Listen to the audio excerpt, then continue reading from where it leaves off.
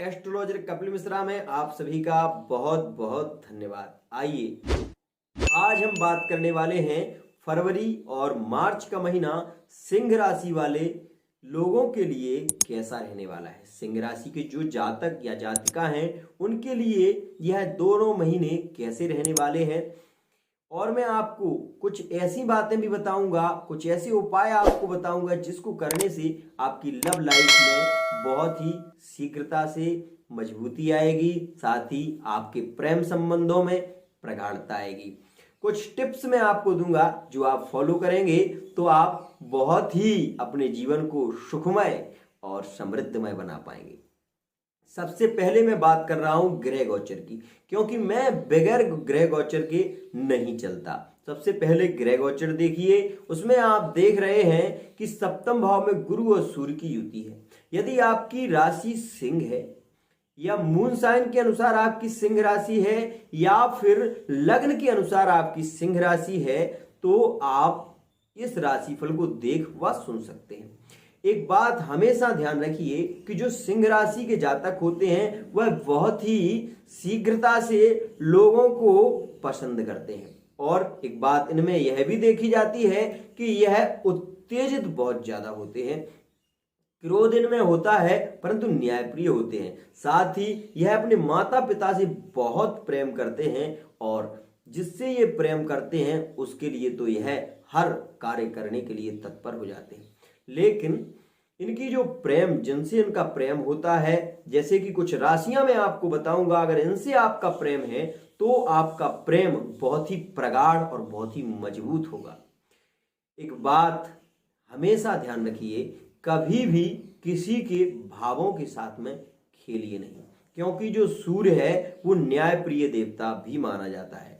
क्योंकि जब सूर्य की राशि सिंह राशि है, और सिंह मतलब शेर, शेर किसी से कभी दबता नहीं है, ये बात तो आप सभी जानते ही होंगे। सिंह राशि के जो जातक होते हैं, यदि उनको ग्रह दशा के कारण परेशानियां इत्यादि हो रही हैं, तो उन्हें एक बात का ध्यान देना चाहिए कि अधिक से अधिक लाल वस्त्रों को धारण करने की कोशिश करिए। साथ ही आप हरे वस्त्रों को भी धारण कर सकते हैं, यह भी आपके लिए श्रेष्ठ रहेगा। एक मुखी रुद्राक्ष यदि आप पहनते हैं तो आपकी मनोकामनाएं बहुत शीघ्रता से सिद्ध होंगी। माणिक या मूंगा आपके लिए बहुत ही लाभकारी सिद्ध होगा। मित्रों, यह थी रत्न की बात। अब हम आपकी जीवन शैली के बारे में बात करें तो आपकी जीवन शैली साधारण है। आप ये नहीं चाहते कि ज्यादा सज धज के बहुत ज्यादा स्मार्ट दिखना आपको पसंद नहीं है, आप नेचुरल रहना चाहते हैं। आप में एक आदत बहुत ही अच्छी है। दूसरी बात मैं आपको बताऊं कि आपके क्रोध के कारण कभी कभी आपके परिवार वाले भी आपको कहने लगते हैं कि भैया ये तो बहुत क्रोध करता है, तो थोड़ा सा क्रोध पर नियंत्रण आप रखिए। बाकी आप में सारी बातें बहुत अच्छी होती हैं, लेकिन क्रोध के कारण आपके पार्टनर भी आपसे कभी कभी दुखी हो जाते हैं, तो इस बात का भी ध्यान रखिए।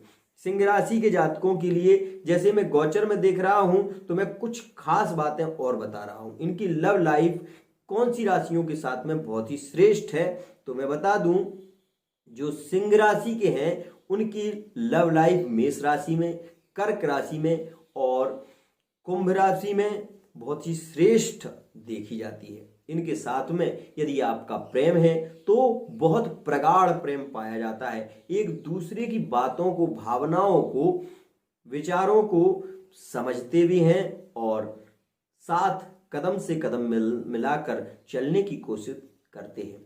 लेकिन एक बात मैं बता दूं, यदि कोई व्यक्ति आपको बहुत ज्यादा परेशान कर रहा है और बहुत ज्यादा आप उससे परेशान हो चुके हैं, तो आपको क्या करना चाहिए।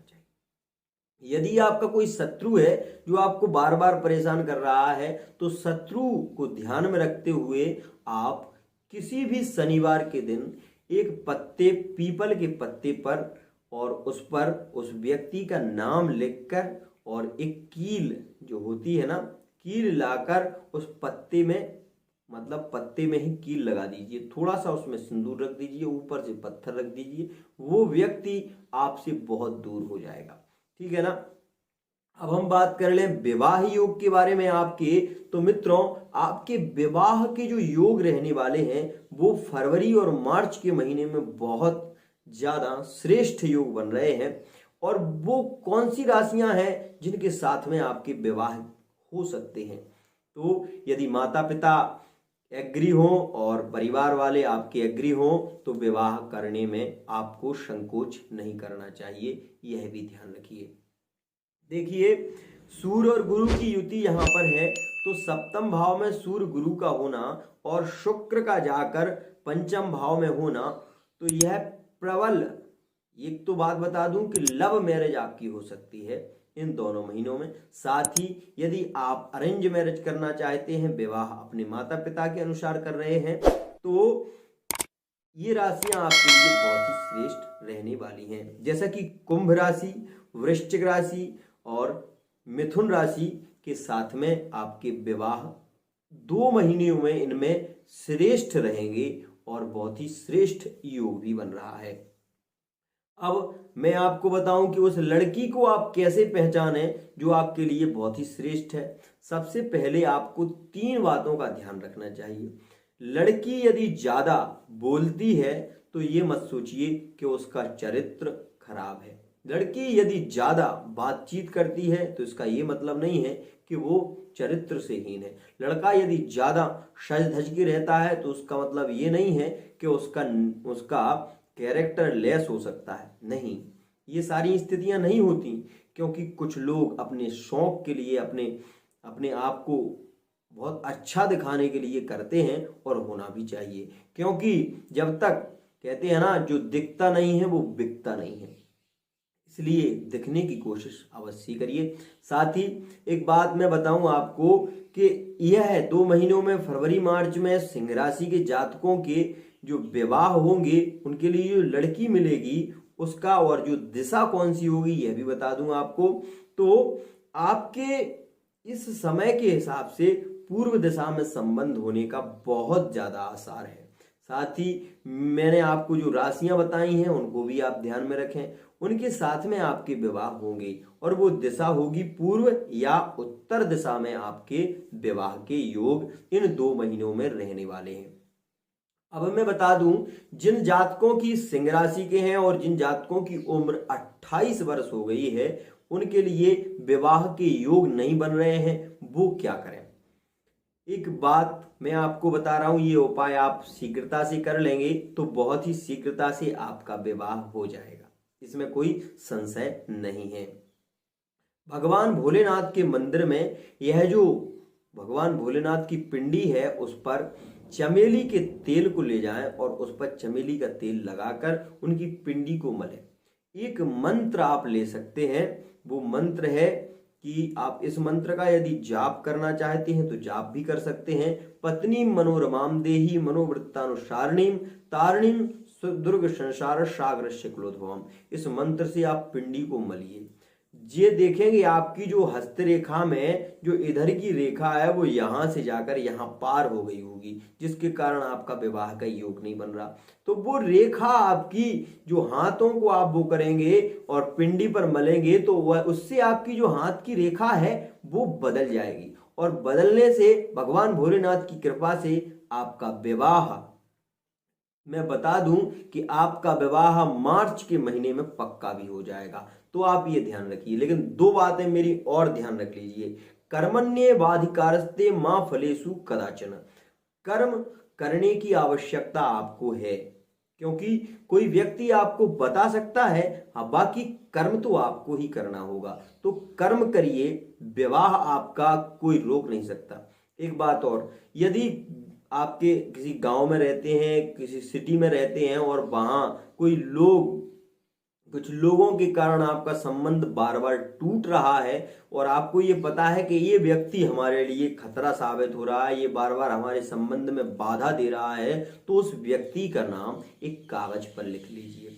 सफेद कागज पर उस व्यक्ति का नाम लिखिए, उसका गोत्र लिखिए, और उन दोनों को लिखने के बाद अमावस्या जो आने वाली है मार्च के महीने में, अमावस्या में उस व्यक्ति के नाम और गोत्र को लेकर फोल्ड करके कागज को और उसमें 5 लौंगे रखने के बाद उनको रखकर और किसी भी काली माता के मंदिर में वह रख दीजिए या किसी गड्ढे को खोदकर उसमें दबा दीजिए। 2 बातें हो सकती हैं इसमें, या तो आप काली माता का जो मंदिर हो वहां पर रख सकते हैं किसी गुप्त स्थान में। यदि वहां नहीं रखने की जगह है, आप नहीं रख सकते, तो दूसरी बात यह है कि आप इसको इतना गड्ढा खोद के उसमें इसको गाड़ दीजिए उससे, और उसके ऊपर मिट्टी रख दीजिए, उसको अच्छी तरीके से दबा दीजिए। वो व्यक्ति अमावस्या से आप ये समझ लीजिए ये होगा कि वो आपके कार्य में बाधा नहीं कर पाएगा, क्योंकि उसका जो अंश है, जो गोत्र है और नाम है, वो उसको खींच लेगा और वो आपके कार्य में बाधा नहीं दे पाएगा। आपका विवाह अटल है। दूसरी बात, यदि आप बार बार विवाह के लिए प्रयत्न करते हैं और विवाह नहीं हो पा रहा किसी भी स्थिति में, तब आपको महामृत्युंजय का थोड़ा सा जाप करने की आवश्यकता है। ओम होम झूमसा ओम भूर्भुवस्व ओम त्र्यंबकं यजामहे सुगंधिं पुष्टिवर्धनम् उर्वारुकवंदना मृत्युर्मुक्षीयमामृतात् ओम श्वावाहु ओम शाजुम होम ओम। इस मंत्र को आप जप सकते हैं। यदि आप नहीं जप सकते तो आपको क्या करना है वह भी मैं बता रहा हूं। इस संसार में यदि कोई भी कार्य जब नहीं होता तो उसके लिए हनुमान जी के पास जाना बहुत जरूरी है। आपको इस चौपाई को बोलना है, और ये इतना ही बोलना है आपको कि को नहीं जानत है जग में कपि संकट मोचन नाम तिहारो, काज किए बड़े देवन के। ये बोलना है कि काज किए बड़े देवन के, हे प्रभु आपने बहुत से देवों के काज किए हैं, मेरा भी काज करिए। इस प्रकार से हनुमान जी के लिए आपको यह बाल समय रवि भक्ष लियो तब तीनों लोग भयो अंधियारो, इसका आप पाठ करिए। इसका आप यदि पाठ करते हैं तो भी आपके विवाह में बाधा नहीं आएगी और विवाह शीघ्रता से हो जाएगा। लेकिन इसका ध्यान रखना है, इसको कहाँ पाठ करना है, शंकर जी के मंदिर की पिंडी के सामने बैठकर जब आप ये सुनाएंगे तो हनुमान जी तो साक्षात वहां आएंगे ही, साथ ही भगवान भोलेनाथ की कृपा से आपका विवाह शीघ्रता से हो जाएगा, कोई नहीं रोक सकता। ठीक है ना। अब बात कर ले हम आपके व्यापार योग के बारे में। तो व्यापार योग की मैं बता दूं, जैसे कि मैंने आपके विवाह योग के बारे में बताया, व्यापार योग में आपकी बाधा और बहुत बड़ा संकट आने वाला है, उसको भी आप ध्यान में रखें। व्यापार योग में सबसे बड़ा संकट आपको मार्च और फरवरी दोनों महीनों में देखने को मिलेगा। तो उस समय आप क्या करें जिससे कि आपके व्यापार में बाधा ना आए। सबसे पहला काम तो आपको ये करने की आवश्यकता है, यदि आप सिंह राशि के हैं और आप एक व्यापारी हैं तो आपको अपने गृह में सबसे पहले एक काम करना है। वो क्या कि गूगर और लोभान कंडी पर रखकर रविवार के रविवार आप अवश्य ही उसकी धुनी अपने घर में दें। ठीक है। जब भी कभी बाहर जाएं, किसी से मिलने जाएं या अपनी दुकान पे बैठें तो एक लौंग अपनी जेब में अवश्य ही रखें। इससे आपका जो शत्रु है वो आपकी दुकान का बंधन नहीं कर पाएगा, क्योंकि दुकान बंध जाती है। आपको बहुत आश्चर्य हो रहा होगा कि दुकान बंधती है। हाँ, ये सत्य है, दुकान भी बंध जाती है, मकान भी बंध जाते हैं महाराज। किसी किसी के तो मतलब बच्चे नहीं होते और वो भी तांत्रिक क्रियाओं के कारण कुछ लोग ऐसे होते हैं जो कि उनकी कूख बांध देते हैं। तो आज की स्थिति में सब संभव है, ये मत सोचिए कि ऐसा होता नहीं है, ऐसा होता है। तो आपको वो सबसे भयंकर समय कब आएगा? 4 तारीख, जो कि 4 तारीख में, एक तो 4 तारीख में यहां गणेश पूजन आपको करना पड़ेगा। यदि आपने गणेश पूजन नहीं किया, गणेश जी को लड्डू का प्रसाद नहीं लगाया, तो आपके लिए व्यापार में बहुत बड़ी बाधा आने वाली है। क्यों? क्योंकि गणेश जी जो है ना व्यापार के कारक ग्रह हैं और व्यापार गणेश जी की कृपा से ही संभव होता है। और आपने यदि गणेश जी के लिए दूर्वा और लड्डू का प्रसाद नहीं लगाया तो लगा लें, अवश्य ही मेरी बात मान लें, आपके व्यापार में बहुत वृद्धि होगी। 4 तारीख में आपको सबसे बड़ा संकट मार्च के महीने में रहने वाला है, इसलिए मार्च के महीने में 4 तारीख को किसी भी व्यक्ति को पैसा ना दें, एक बात। दूसरी बात, किसी को माल उधार ना दें। और तीसरी बात यह है कि अपनी पत्नी से उस दिन ज्यादा ना बोलें, नहीं तो आपका झगड़ा बहुत हो सकता है। अब हम आपको बता दें कि आपके लिए व्यापार के लिए सबसे ज्यादा वृद्धि कब होगी। 5 तारीख में, 14 तारीख में और 23 तारीख में आपके व्यापार में सबसे अधिक वृद्धि के योग बन रहे हैं।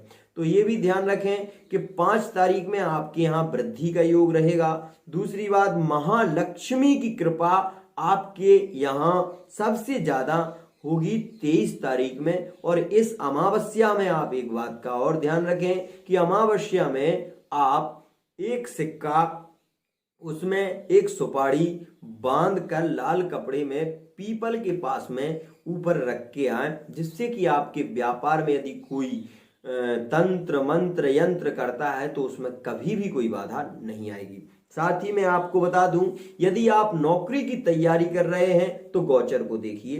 गोचर को देखना बहुत आवश्यकता है। क्यों? क्योंकि गोचर को देखकर ही हम नौकरी के बारे में बता रहे हैं। जैसा कि हमने बुध को देखा, और बुध यहाँ पर आप देख रहे हैं कि बुध यहाँ पर पड़ा हुआ है कौन से भाव में? षष्ठम भाव में। लेकिन बुध को षष्ठम का दोष नहीं लगता। क्यों नहीं लगता महाराज? क्यों बुध को षष्ठम का दोष क्यों नहीं लग रहा? क्योंकि जो बुध ग्रह है वो एक ऐसा ग्रह है कि षष्ठम भाव में काल पुरुष की कुंडली में यह षष्ठम भाव का मालिक है। और दूसरी बात यह है, षष्ठम भाव में बली होता है, इसलिए व्यापार में आपकी वृद्धि करेगा। परंतु 4 तारीख में यह आपके लिए संकट भी दे रहा है। और एक बात और भी बताऊं कि वो संकट क्यों दे रहा है, क्योंकि जो 4 तारीख है ना, उस 4 तारीख में योग कुछ ऐसा रहने वाला है मार्च के महीने में। दूसरी बात मैं आपको बताऊं कि मैंने आपको कहा कि नौकरी के योग आपके सबसे प्रबल क्यों बन रहे हैं, क्योंकि सप्तम भाव नौकरी का भी है और पंचम भाव में शुक्र मंगल के साथ में बैठा हुआ है, जो कि फोर्स, आर्मी इत्यादि की यदि आप तैयारी कर रहे हैं तो आपके लिए बहुत खास योग बना रहा है। साथ ही मैं आपको ये बता दूं कि यह गुरु की दृष्टि यहां से सप्तम भाव पर पड़ रही है और सप्तम भाव से यह फिर नवम भाव को देख रहा है, जो कि वृश्चिक राशि है। और वृश्चिक राशि में केतु के साथ में राहु की दृष्टि होने से यहाँ पर मतलब गुरु चांडाल योग इतना प्रबल नहीं होगा, ना गुरु चांडाल योग दृष्टि में नहीं बनता। इसलिए यहाँ पर गुरु की दृष्टि होने से वाहन, प्रॉपर्टी का सुख आपको मिलेगा। और इस महीने की इन तारीखों में 10 तारीख में, 1 तारीख में, 19 तारीख में और 28 तारीख में आपकी नौकरी के प्रबल योग रहेंगे। अब आप पूछेंगे कि महाराज कौन सी नौकरी हमारे लिए श्रेयस्कर रहेगी, कौन सी नौकरी हमें मिल सकती है, कौन सी जॉब हमें मिल सकती है? तो मैं आपको बता दूं कि आपकी नौकरी के सबसे ज्यादा शिक्षक के योग हैं।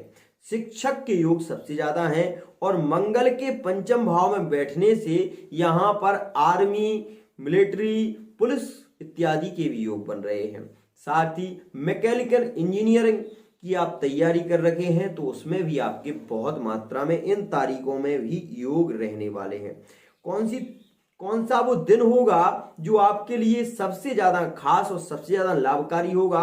तो बुधवार और रविवार का दिन सिंह राशि वाले जातकों के लिए बहुत खास रहने वाला है। तो ये भी बात ध्यान रखिए। सिंह राशि के जो जातक हैं मैं उनको बता देना चाहता हूं कि बुधवार के दिन, रविवार के दिन इनके लिए बहुत खास और बहुत ही श्रेष्ठ है। इस दिन में यह है, एक बात का अवश्य ही ध्यान रखें, चाहे पूरे महीने में कुछ भी करें परंतु रविवार और बुधवार को अवश्य ही गणेश जी को दूबा चढ़ाएं। इससे क्या होगा? प्रेम संबंध में प्रगाढ़ता आएगी, व्यापार में वृद्धि होगी, नौकरी के योग बनेंगे, साथ ही आपकी लव लाइफ में बहुत समृद्धि योग बनेंगे, क्योंकि बुध प्रेम का कारक ग्रह भी माना जाता है। आज के लिए इतना ही। आशा करता हूं कि ये वीडियो आपको बहुत पसंद आएगा। यदि आपने हमारे चैनल को सब्सक्राइब नहीं किया तो चैनल को सब्सक्राइब करें, लाइक करें, बेल आइकन को भी प्रेस कर लें ताकि आने वाली वीडियो आपको सहजता और सुलभता के साथ में प्राप्त हो सके। मित्रों, एक उपाय मैं जाते जाते आपको बता देता हूं, जो कि आप कर लेते हैं तो बहुत ही श्रेष्ठ रहता है। आपने ये तो सुना ही होगा कि हनुमान चालीसा का पाठ करने से कार्य में बाधा नहीं आती, लेकिन आज मैं आपको एक बात और भी बता देता हूं कि हनुमान चालीसा का पाठ करने का एक समय होता है। और वो समय कौन सा है? वो समय है कि जिस समय सूर्य नारायण उदित हो गए हो 7 बजे, और 7 बजे सूर्य नारायण उदित हो गए हों, और उस समय आप हनुमान चालीसा का यदि पाठ करते हैं तो हनुमान जी साक्षात आकर आपके पाठ को सुनते हैं और बहुत ही प्रसन्न होते हैं। तो आज के लिए इतना ही। इसी के साथ वाणी को विराम। जय जय।